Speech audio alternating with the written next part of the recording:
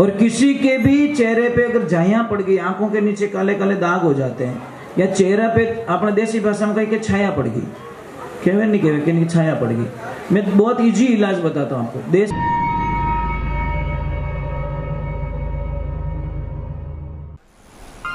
परम पूज्य श्री सोनू महाराज जी के नए नए उपाय सुनने के लिए चैनल को सब्सक्राइब जरूर करें और आगे से आगे शेयर जरूर करें। और किसी के भी चेहरे पे अगर झाइयां पड़ गई, आंखों के नीचे काले काले दाग हो जाते हैं, या चेहरा पे अपने देसी भाषा में कहीं के छाया पड़ गई, कहवे नहीं कहवे कि छाया पड़ गई। मैं बहुत इजी इलाज बताता हूँ आपको। देसी गाय का दूध होना चाहिए, कच्चा दूध, 1 करोड़ दूध नहीं चाहिए। उस दूध को लगाते रहो, आप डेली लगाते रहो। क्रीम नहीं लगाओगे, साबुन से मुंह नहीं धोओगे, शर्त ये है। यूनिपिक साबुन आयुर्वेदिक ले सकते हो, पर साबुन से मुंह नहीं धोओगे आप। और खाली दूध को मालिश करते रहो 8, 10, 15 दिन बाद में को आपका देखा चेहरा एकदम कमल के फूल जैसा हो जाएगा। इतनी बड़ी शक्ति दूध में। दूध का काम क्या है? सारी गंदगी को निकालना, मैल को हटाना, जो दाग धब्बे उसको। पिंपल्स तो होने ही नहीं देता। कितने पिंपल्स हो गए, किसके चेहरे पे फुंसियां हो गई, कुछ दवा लेने की जरूरत नहीं। सब ये दूध है ना, दूध सारा काम कर देता है। और आपको सप्ते में 1 बार दूध से स्नान करना चाहिए। अब लोग बोल रहे महाराज पीवने ही भोड़ा पड़े, अरे दूध हिनान की करो। अरे भाई वो स्नान की प्रक्रिया अलग है। 1 कटोरी दूध में स्नान होता है। 1 कटोरी दूध ले लीजिए और पूरी बॉडी पे लगा दीजिए, ये हो गया स्नान।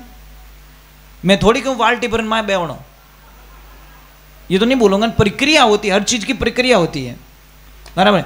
दूध और देवियों में एक और प्रार्थना कर देता हूँ। ये पुराना सिस्टम है, हजारों करोड़ों वर्ष पहले का। माता जी ईमानदारी कहीजो कि नवी बीदणी आवे और थारे पगे लागे तो था ईमानदारी कहवो, कहीं कहवो कि दूधा नाव और पूता फड़ो। यूं ज कहवो कि यूं थोड़ी क्यों पेट्रोल हिनोन कर से तू, ऐसा तो नहीं। ये पुरानी अभी का सिस्टम नहीं है, करोड़ों वर्ष पहले का। दूधा नाव और पूता फड़ो। दूधा नाव और क्यों कियो? कारण के दूध से सप्ताह में 1 बार स्नान करने का विधान पहले से भी बताया गया है। किसको बस देखने का आनंद ले ले, वो कुछ बोलते नहीं है। कोई बहन जी थे सत्संगरा प्रेमी, सत्संग मिली उन्हें भगवान मिलिया, बस उन्होंने कोई लेन देन नहीं, दुनिया में कोई मतलब नहीं। अब आया गाँव रे माने कोई सत्संग चाले बढ़िया, साधु संत पधारियोड़ा, और जैसे ही बढ़िया कोई भजन आयो उबरे नाचन लगा। और जैसे ही नाचिया महाराज, जैसे ही वो बाई नाची तो नशा नशा होता है महाराज। एक ध्यान रखना, नशा होना जरूरी है, पर नशा गलत नहीं होना चाहिए। नशा भगवान के कि जाम पे जाम पीने से क्या फायदा, शाम को पिए सुबह उतर जाएगी। अरे प्याली पीले तो हरि के नाम की तेरी जिंदगी सुधर जाएगी। भगवान के नाम का प्याला पी लो, दूसरा क्या प्याला पी लो, जो शाम को पियो सुबह उतर जाएगी।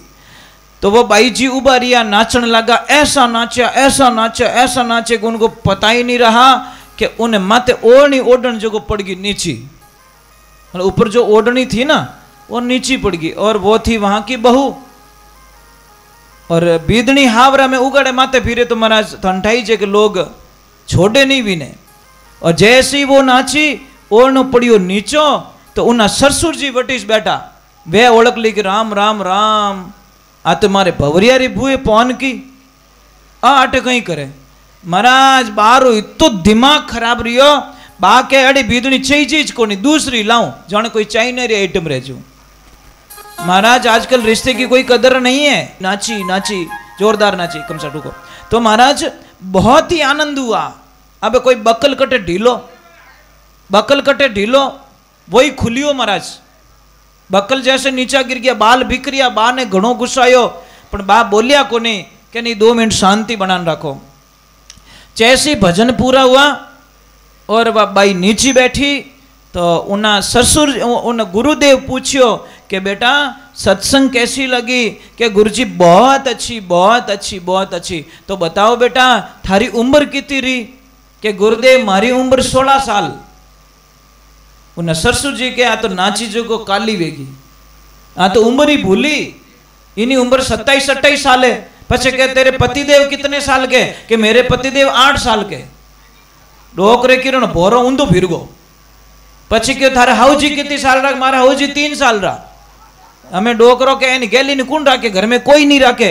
પછી કે थारा ससुर जी, कि मारा ससुर जी जन्मिया ही को नहीं।